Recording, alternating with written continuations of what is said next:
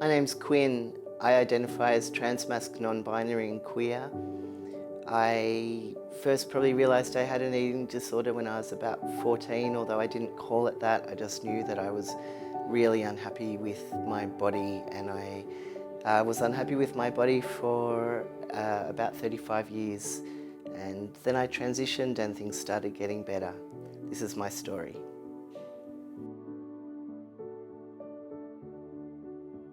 I went on my first diet when I was, I think, 14.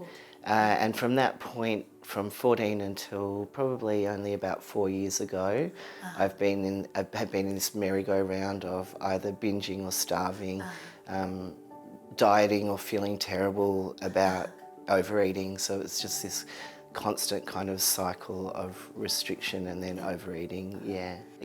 There were years of my life where I was completely occupied by how much food I was eating and what kind of food. I did a huge amount of weighing and measuring and counting and writing things down, and I feel like what happened was all of the energy that I could have been putting into other things in my life was channeled very clearly into food. So it just consumed your... Yeah, it really did, yeah.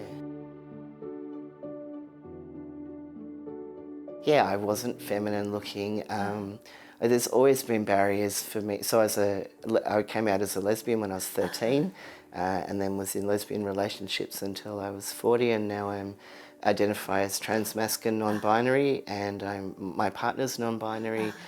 So I certainly didn't see any people like me telling stories in Dolly magazine or whatever it was that I was reading or looking at.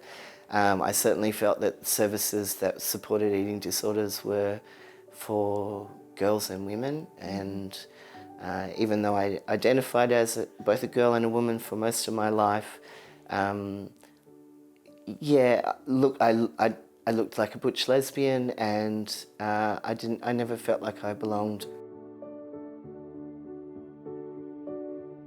It really happened when I transitioned. It just was and it wasn't completely instant. So I recognised myself in the mirror. I suddenly understood that dieting was not what was going to be the healthiest thing for me, and that actually gaining and losing a lot of weight constantly was a real strain on my organs, and that wasn't good either. And then slowly over time, then I met my partner, and I could see how much they were attracted to me and how much they loved me. And I just made a conscious decision to try and see myself the way that I knew they saw me.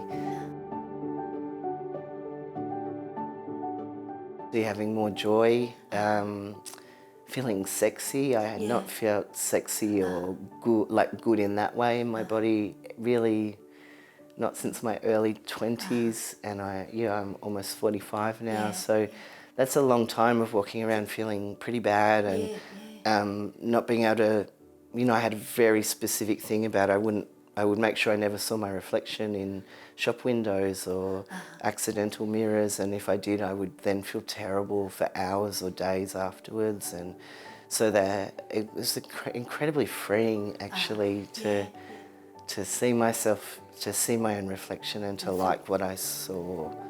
Yeah. Food doesn't take centre stage in my life, which is really nice. I eat when I'm hungry and I stop when I'm full. That's my guideline, and that's what I do, and that's fabulous. So I'm not talking about food. I'm not thinking about food except for meal planning for when I've got the kids, or I'm making sure I have food around, but it's not. It's in its right place. It's a part of life. It's not all of my life. Yeah.